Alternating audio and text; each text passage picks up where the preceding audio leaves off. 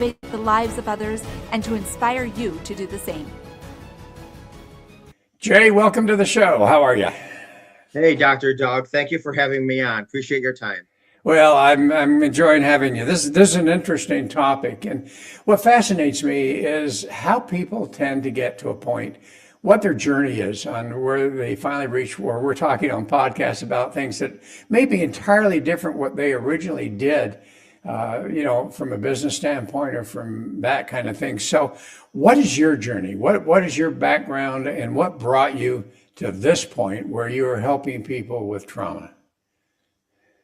Do you have 4 days? No. I started my career as a youth worker. I worked with troubled youth. Then after that, I went back to school, got my teaching certification, my master's degree, and I was certified in special ed. So I would work with kids primarily with behavioral difficulties, some learning difficulties, but primarily behavioral difficulties. I did that for about, over 15 years. And then we decided to adopt some children, and it was important that one of us stay home. So voila, I was the one picked. So I stayed home for many years.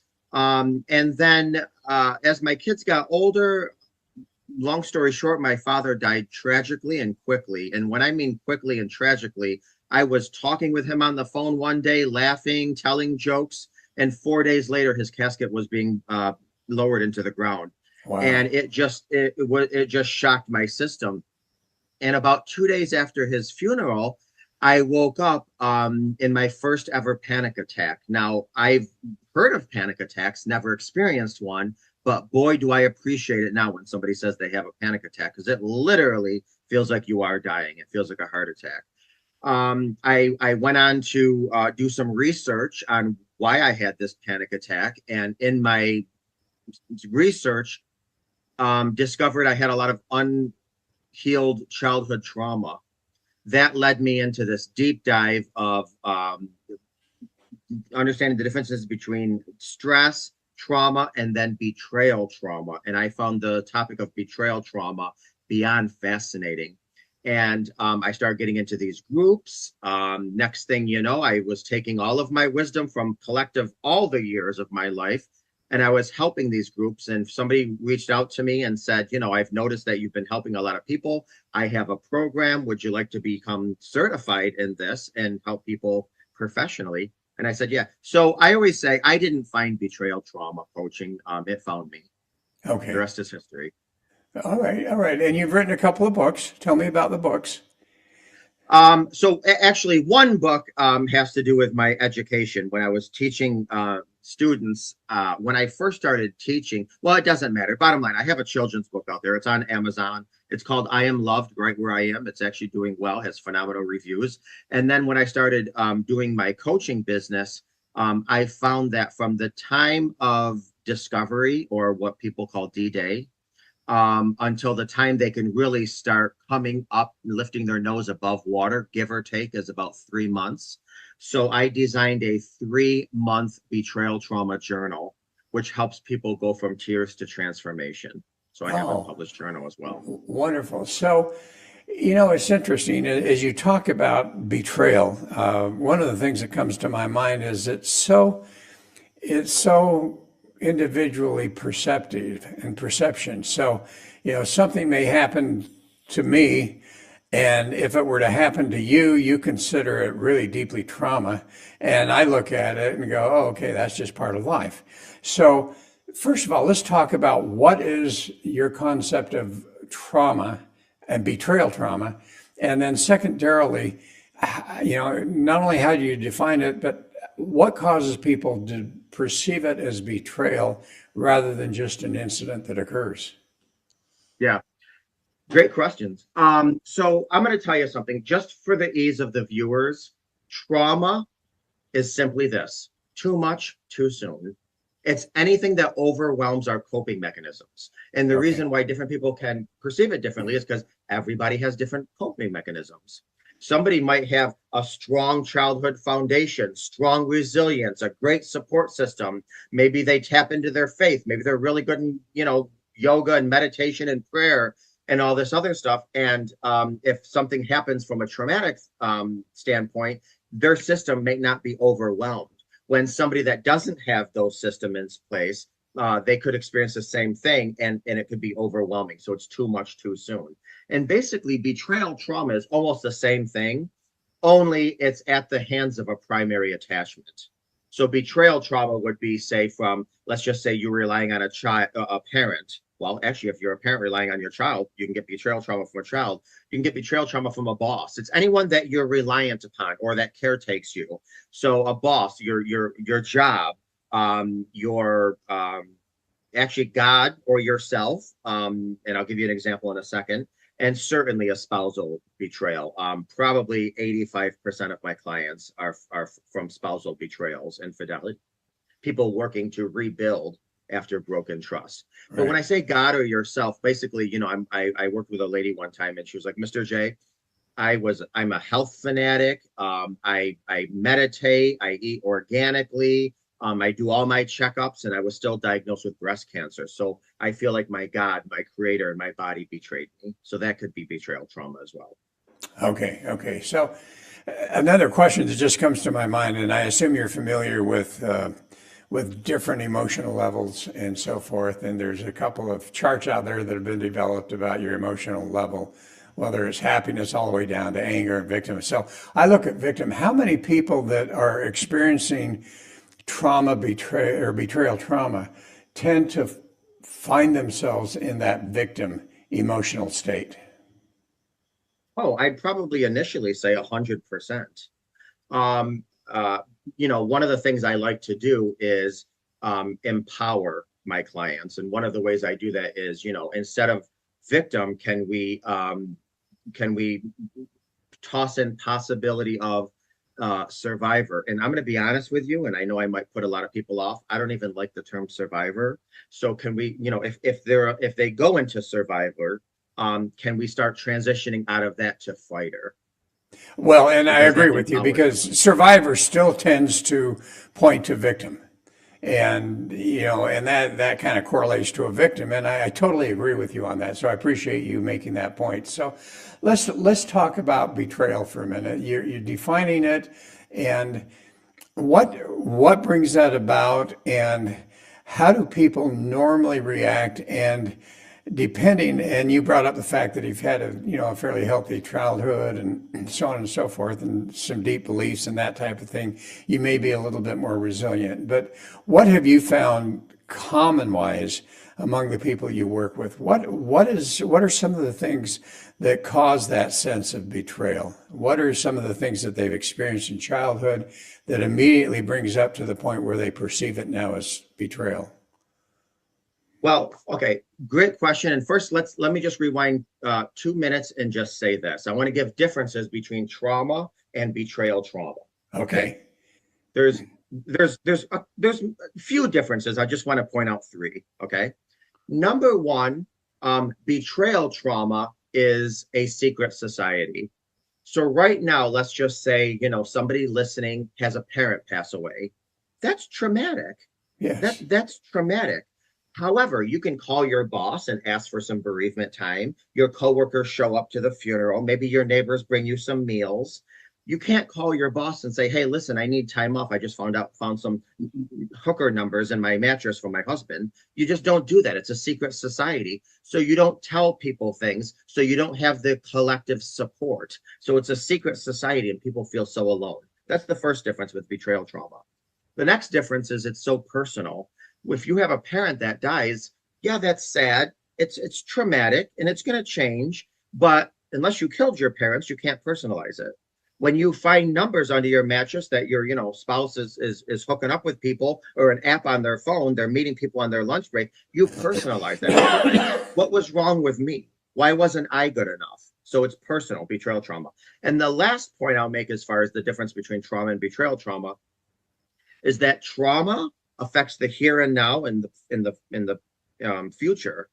Betrayal trauma affects not only the here and now and the future, but it also affects the past. Because now you can't look at old pictures of vacations anymore the way you used to. Now you can't drive by certain hotels and restaurants without getting triggered.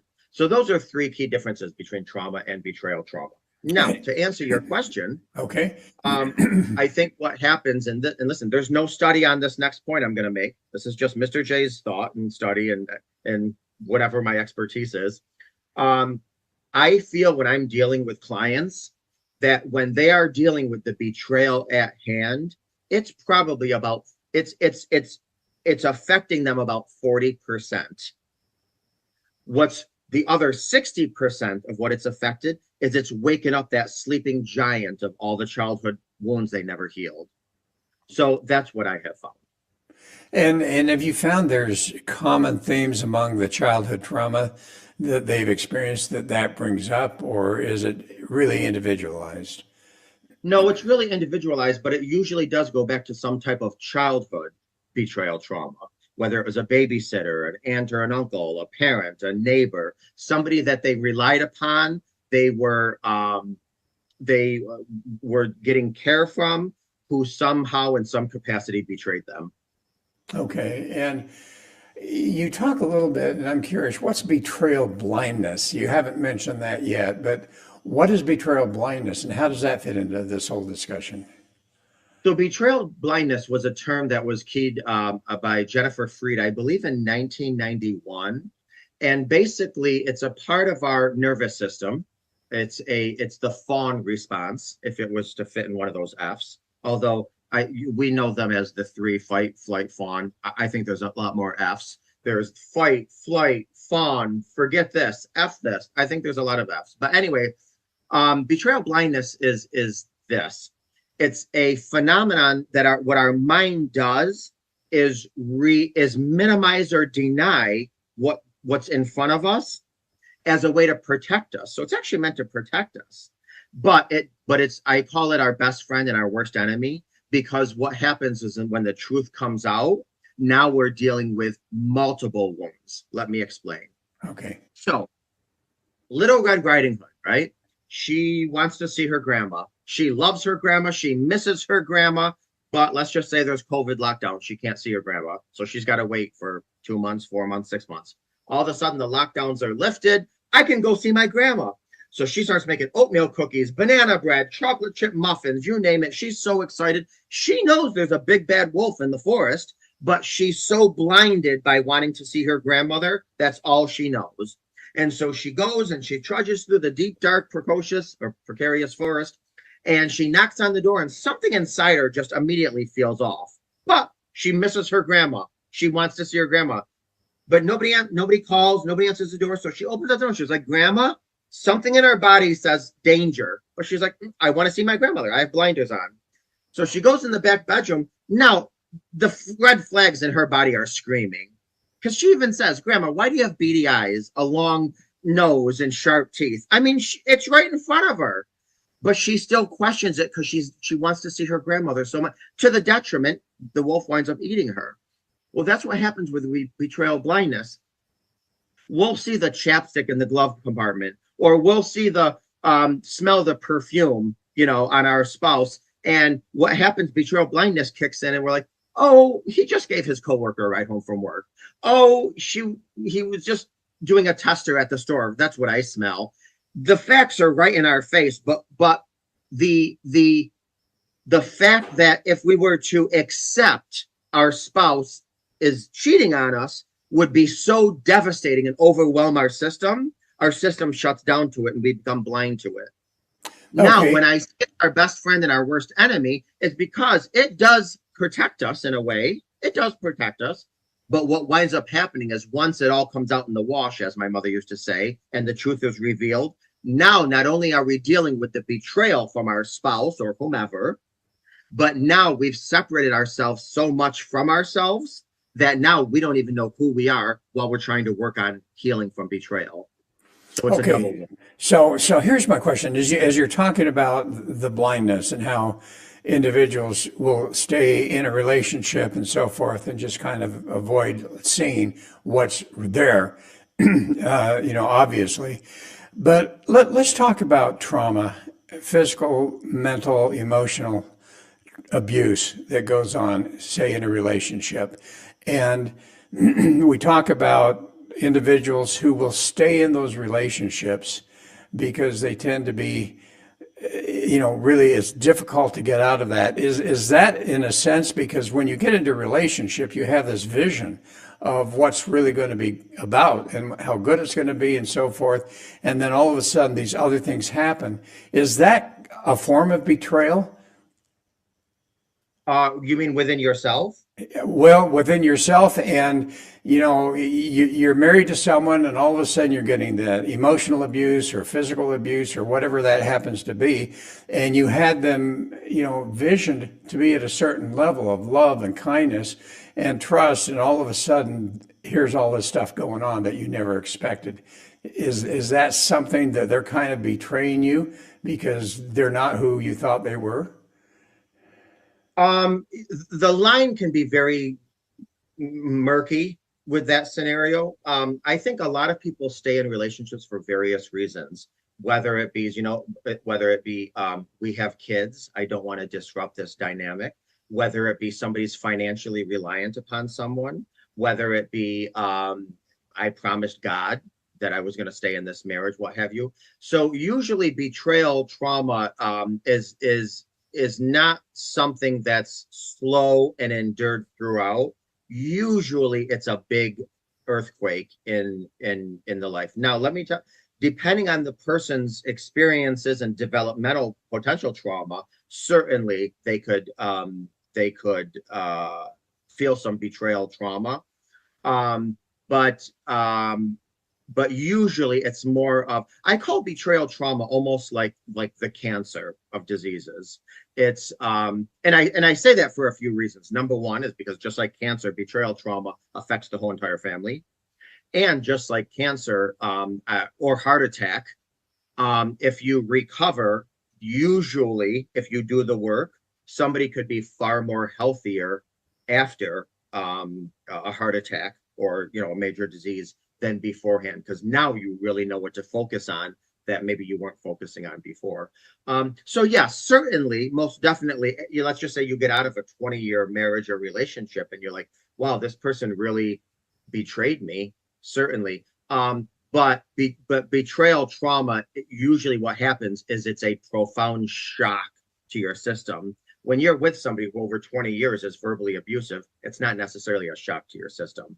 But Okay. certainly with some people, depending on their history or past, it could also be in line. So it could get murky and blurry. All right. And you talk about it, mainly all the words you're using deals with relationships and someone betraying an individual in a relationship. Is that the main majority of people that you work with, or have you found that there are other types of betrayal that causes that betrayal trauma besides just a relationship? Absolutely. Like I was saying before, the lady that, was very healthy and she was organic and she meditated and she was diagnosed with breast cancer. She felt that her creator, God, or even her body betrayed her. Some of my clients have been working for 20, 30, 40 years at a company, and they're being fired and laid off. And they're like, I devoted my life to my job. I devoted my existence to my company. And I feel like my company's betraying me now in my older years. So absolutely, it's not just, it just so happens that, well, first of all, there's a lot of lack of information out there. People don't consider getting fired from a job unjustly betrayal trauma. That's probably why there's not the people coming out of the woodworks that have experienced that. And trust me, there are many. But certainly there's, well, unfortunately, in today's day of technology, infidelity has skyrocketed. So that's why the majority of people in my clients are with a partner or spousal. So what do you do for these people? What, if I were to come to you and say, hey, I've experienced this major betrayal in my relationship, which I have not, by the way. But if I were to say that to you, what path would you put me on, and how would you start to help me to, number one, overcome it? And maybe before even that, what do people experience emotionally with that betrayal syndrome, and how do they ultimately overcome it? How do you help them? Okay, great question. I just want to say, in my personal view, and a lot of professionals will disagree with me, I don't know if you ever overcome trauma and betrayal trauma. I believe you learn to manage it. It's just like, if you lose a parent, do you ever get over that?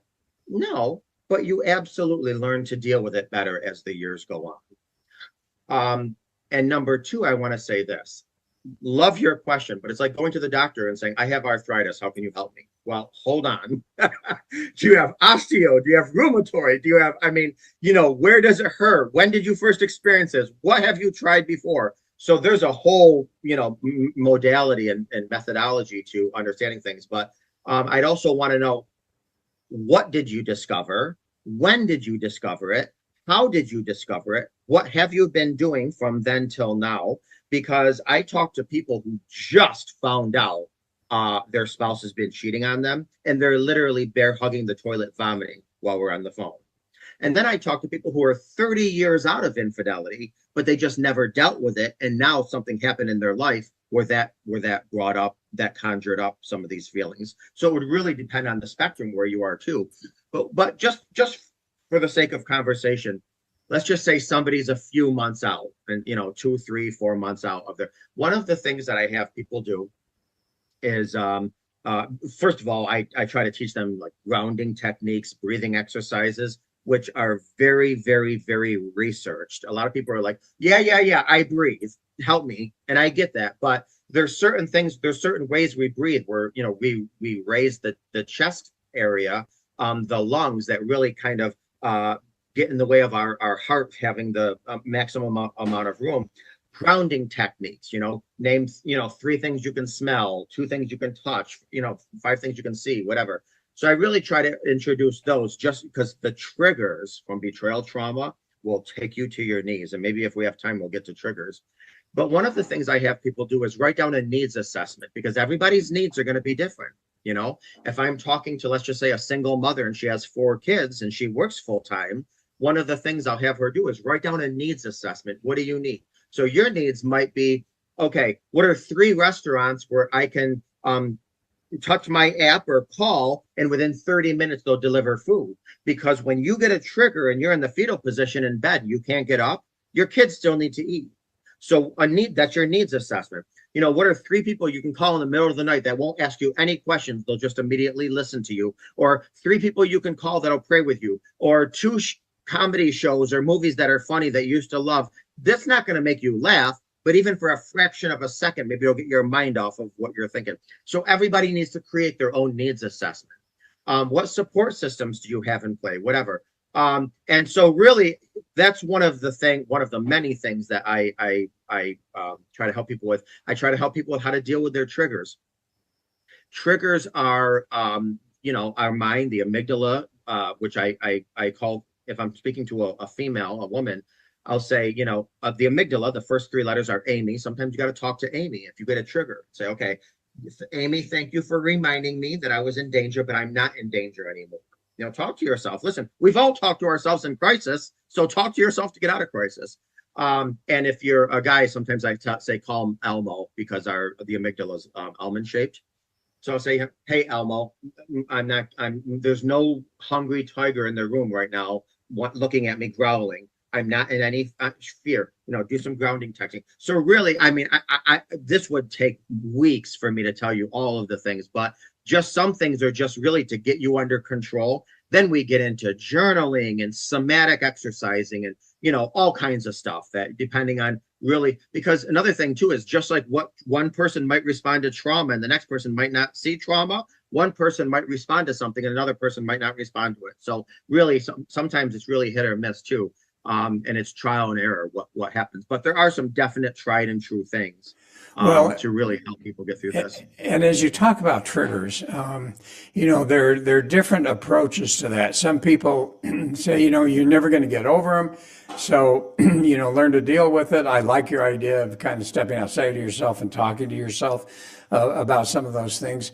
Other people talk about how they can literally move that trigger aside, reframe it, whatever, to the point where it's no longer really triggering, or if it does trigger a little bit, you're so mindful and emotionally intelligent that you look at it and go, oh, that's one of those triggers that doesn't make any difference anymore and it's not going to affect me.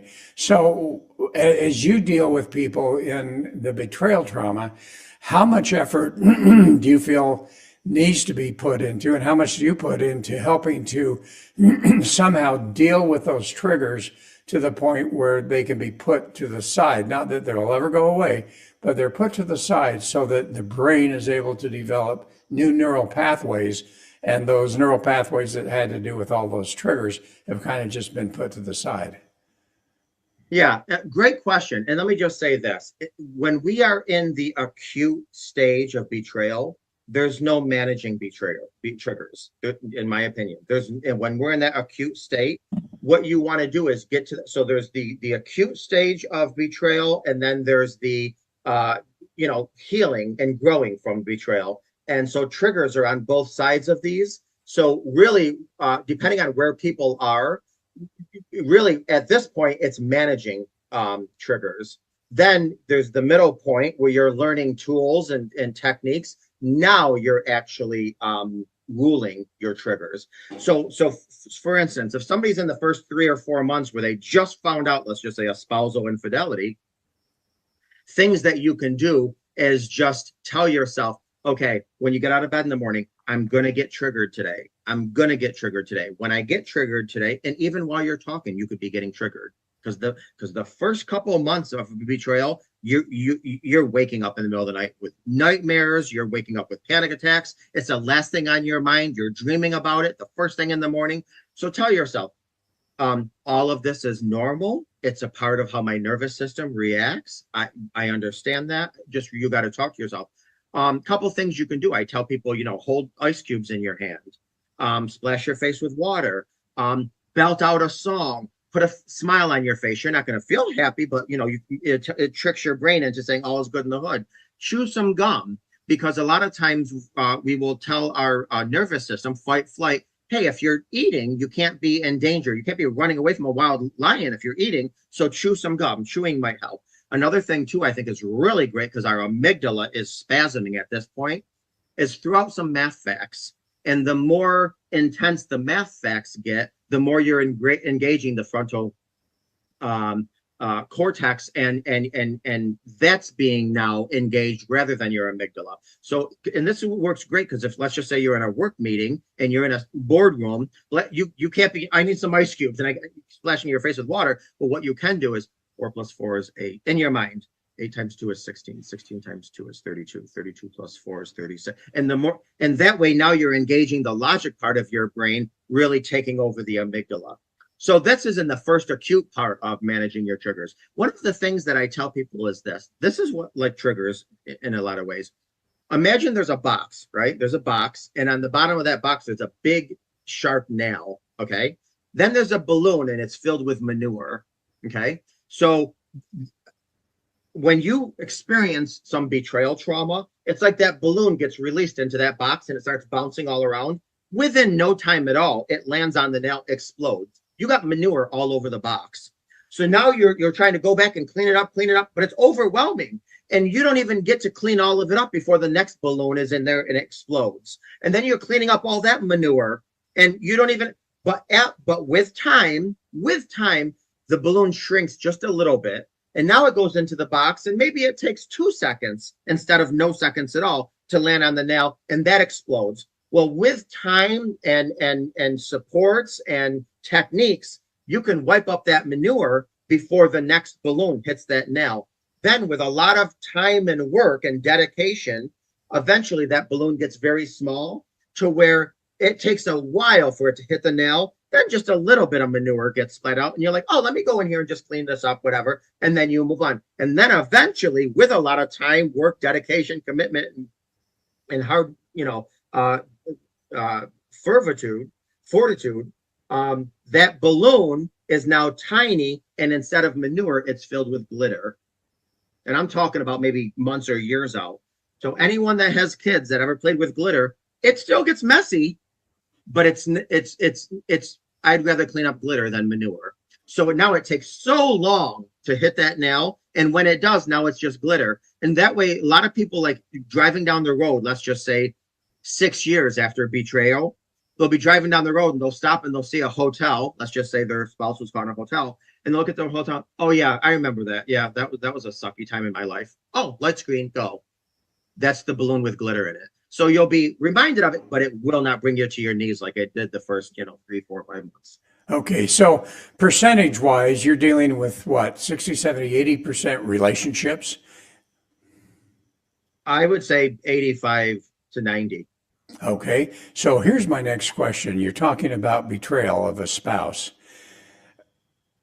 What percentage of those that you work with are able to repair and stay in that relationship versus what percentage need to get out and move forward in order to deal with that betrayal trauma? Mhm. I would say a good upwards of 70% of people not only rebuild, but have a much healthier, happier, solid relationship or marriage afterwards. So in other Because words, like I said, they need to disconnect. no, no, no, they rebuild, stay Oh, together. they rebuild. I'm sorry, I didn't hear you say Oh, that no, word. no, yeah, no, no, because like I said before, infidelity, well, okay, I'm about to trigger some people that listen to this, but Okay. a lot of professionals in my field say infidelity is the best gift wrapped in the worst packaging. And I'm going to tell you why. The couples that do heal and rebuild and live happily even after say, oh my gosh, we've been married 15 years and I never felt so close with my partner, my spouse. I've never loved them. I've never understood them. I hate what we went through, but I love where we are now. So absolutely, this is why one of the things I try to do, depending on where people are on the healing journey, is let's start looking at the silver linings of this tragedy. What are the silver linings? And I know I probably just lost a lot of listeners because they're like, this guy's a freakazoid, no way. But one of the best feelings in the world, Dr. Doug, and it's happened on multiple occasions, is when couples come to me and say, Mr. J, I found out my husband, my wife, my partner, whatever, was having an affair. And we were coming to you because we want to walk our separate ways as civil as possible. And then 8 months to 2 years later, I'm getting pictures from Hawaii or wherever saying we renewed our wedding vows and we wouldn't have been able to do it without you. So thank you. It's not only possible, it's common. Now, at the same point, there's people that can't rebuild, that just can't, and that's because their spouse isn't willing to do the work, or there's way too much childhood trauma, and it's too much. And whatever, I'm not here to tell anybody what to do. I'm just here to stir their boat into calmer waters, and they make the decisions from there. And as you talk about doing the work, let's say that someone, okay, I forgive you, and how much is still damaged when an individual who has been the individual that has actually cheated, okay, or betrayed, still has that sense of guilt, and ultimately, over a period of years, ultimately that creates a situation where they ultimately split up. How often is that? So I guess my question is, you're dealing with forgiveness, you're dealing with taking responsibility for behavior, changing behavior, also the emotions and trauma to the individual who did it, that now feeling the guilt and the shame of what they did. How do you deal with all of that? And are all of those elements of what you have to deal with? 100%. And if you don't deal with your issues will deal with you. So I say all the time, the person who stepped out has just as much work, if not more, than the person who was faithful. But what happens is, and I understand it, I completely understand it, so much all of the focus is on the person who got hurt, that the person who stepped out is on the back burner. And for a time, rightfully so. Mhm. However, I always say infidelity starts in childhood. So we need to do that spiritual and emotional and mental and psychological surgery to understand where did this come from. Now, I don't want to get into this, and I know people are probably thinking I'm crazy already. There are some biological links to infidelity. I'm sorry, say that There's again. there are some biological links Okay. that have been researched found for infidelity. Obviously, there's childhood trauma. There's developmental things that happen. There's experiences and examples. Um, so every time I'm talking to somebody who stepped out of a relationship, one of the things that we do is we work on their why. Why did you do this? And one of the things that I tell people is your why needs to start before you even met your current spouse or partner. So I don't want to hear, well, she wouldn't give me sex anymore. He wouldn't let me go grocery shopping. No, no, no, no, no, no, no, no. This needs to, this needs to begin with you, end with you, and it starts before you even met this person. Now, the person you're with could have contributing components, Right. that maybe led to the gun being fired, but these bullets were already in the gun before you met. So let's find out where these bullets came from. Well, and you talk about it, and I think there's some areas you're not wanting to say, but I'm going to say it anyway. Number one, which is obvious, is childhood trauma, and oftentimes that childhood trauma isn't remembered, and sometimes you just have those inclinations, and yet where does that come from? And then beyond that, and I think people are starting to understand this more, and science is starting to show this, that there's heredity issues. You've got DNA memory, and oftentimes it's just like they talk about alcoholism, they talk about you know being kind of physically abusive, and so often you can trace that historically to previous ancestors. And I would say, and I want your opinion on this, is that isn't that even an issue that can come up, that there's some DNA memory in there that you're not even aware of that can instigate that type of behavior? Listen, personally, yes. Now, you might be Okay. talking to somebody else in my field, the next podcast, that will say, no, studies don't show that. But there are, oh man, the word is eluding me. Uh, it's the characteristics that sit on top of um, Epigenetics. epigenetics. I don't know why that word just didn't come to me. Absolutely, 100%, Dr. Doug, without question. Now, I want to make it very clear to people listening. We are not justifying your spouse having an affair because of No, epigenetics. no, I absolutely want to not. make it very clear. But that is something that we need to consider when we are trying to do some digging to see where it's the same thing if you go to the hospital and say, did you have any parents that had a heart attack? Did your grandparents have a heart attack or, cancer? Is it in the lineage? So it's one of many, many, many contributing components, possibly 100%. Well, and doesn't it help the perpetrator to be able to go back and maybe not totally determine it, but have enough understanding to realize that, hey, this is something that came not necessarily that I created, but it is an epigenetic type of situation that if once I'm aware of that, doesn't that help the individual to then start to deal with that and overcome those tendencies and those inclinations? Yes, it does.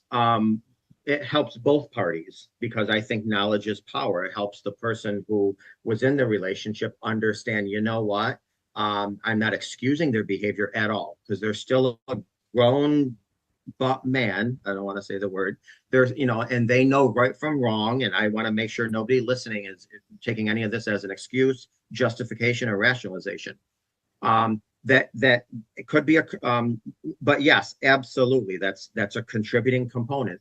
But similar to childhood experiences, if somebody was raised in a family where their mother or their father had multiple boyfriends and girlfriends or something, their tolerance level could be a little bit lower than somebody who, came from a childhood where their parents were happily married with no infidelity for 50 years. There's, like I said, we could come into this world and come into marriage as a loaded gun. And then stressors of the here and now or relationship challenges can pull that trigger. But yeah, we need to find out where that loaded gun came from, where those bullets came from. And one of the components certainly is epigenetics. Okay. Pre-verbal, even, our hippocampus, which is for the most part, in control of recording time, date, location. If we have trauma pre-verbal, certainly this is why you have a lot of somatic work that's important. There are some people who cannot express what they want to express, but they will cower in a corner and cry and scream. And maybe that's because when they were 2 and their father came into their room to sexually abuse them, or their mother came into the room to beat them, they didn't have words for it, but behaviorally, that's what they did. And that's what they'll resort to when you're trying to work on that trauma. So it could get very deep and intense. Yeah, well, let's talk about forgiveness, because as I think about forgiveness, I think there's 2 elements here that come in. Number one is forgiveness of the individual who betrayed you. And number 2, the person that did the betraying, forgiving themselves for that behavior and the guilt and potentially the shame that they feel for having done that. Yeah, listen, on the form of forgiveness, we can get all kinds of go into detail. All right, let's do. For instance, if I'm talking to the person who was cheated on, again, we're just using infidelity as an example. Right. Number one of the first things I do is have them define what forgiveness is. Because Dr. Doug, forgiveness to you is completely different from what it means to me. Yeah. You have to define what forgiveness means to you, number 1. Number 2, I tell the person who was cheated on, you need to forgive yourself. What does that mean? Forgive yourself for overlooking the pink and red flags. Forgive yourself by not having or enforcing your boundaries. Forgive yourself for believing all the lies your mother and father told you that you were worthless. Forgive yourself. So first and foremost, it's defining it, then forgiving yourself. Now, I'm not going to say that you can't give what you don't have, but I think it's easier if you possess it to then be able to offer it.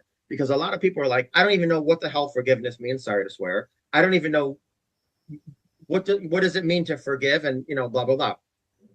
Number 2, forgiveness is certainly not for the other persons. Forgiveness is you. I don't even like the word forgiveness. I call it self-love.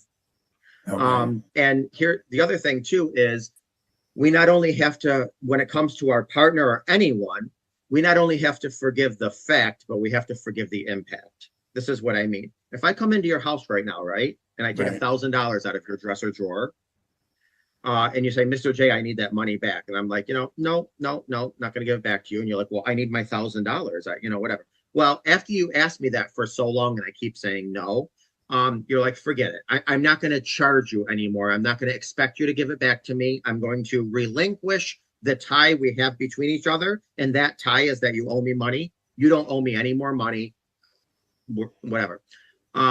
So you forgave me for the fact, right? Okay.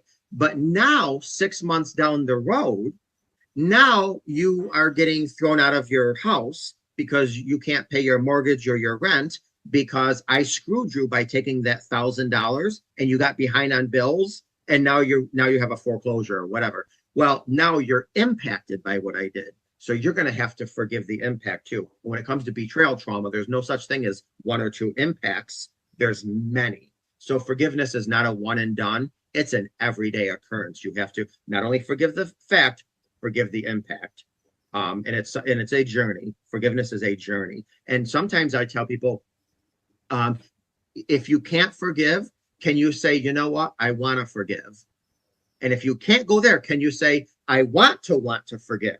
So start somewhere and just work your way up. But keep in mind, forgiveness basically just cuts those handcuffs off you. It does not mean I excuse what they did. I love what they did. I accept what they did. I'm fine with what they did. No, it's I'm done carrying this 100-pound rucksack on my back, and it's time I put it down.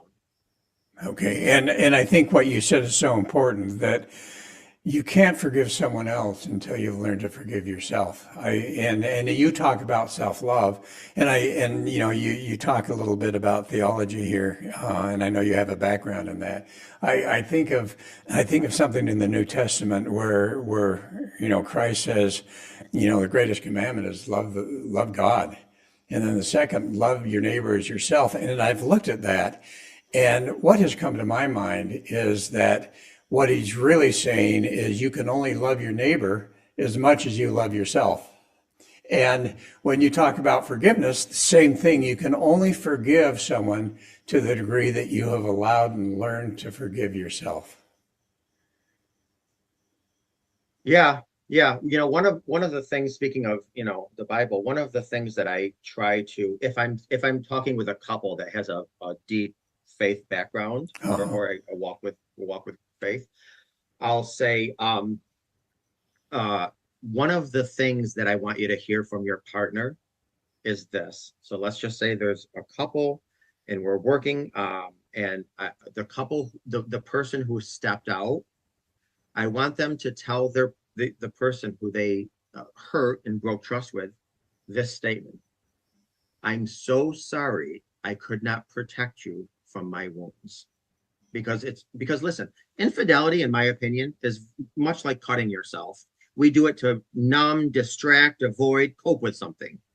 Now, the other person, if somebody's a deep faith, I try and, depending on where they are, I wouldn't certainly do this in the first 4 months. Right. Depending on where they are, can you understand why Jesus said, Father, forgive them, for they know not what they did? Because there's a lot of people, our wounds are guiding us. Yes, and I think that is so essential. And time's up. Can you believe that? We've been going on. So as we close, number one, how do people find your book? Oh my Lord.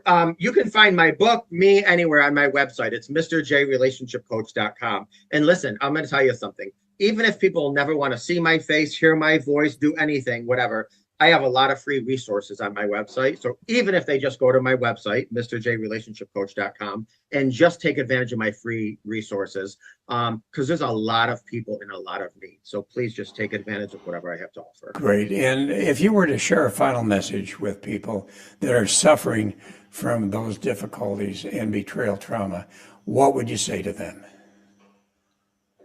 Let me just say this. Nobody in the history of mankind ever died from a snake bite. What people die from is when the poison enters your vein and gets to your heart. So I always say, other people give us pain, we give ourselves suffering. If a snake bites you, don't pick it up and keep letting that venom enter into your brain. Stop the poison from getting to your heart. Immediately, if somebody hurts you, immediately work on how do you grow, how do you forgive, how do you walk in love. That way you are not making yourself suffer. Love it. Love it. Well, and thank you. And you know what, Jay? One of the things I love is the fact that on your website, you have things that you're willing to give to others. And again, part of this whole broadcast and podcast is about making a difference in people's lives. And here you are doing that professionally, but also you're willing to share that with no cost to people. And I just want to compliment you and give you kudos for that. Thank you, Dr. Doug. I appreciate that. You bet. And thanks so much. Really appreciate your insights. Folks, thanks for listening. I hope you really enjoyed this. Look forward to having you join us again soon. So this is Dr. Doug saying namaste.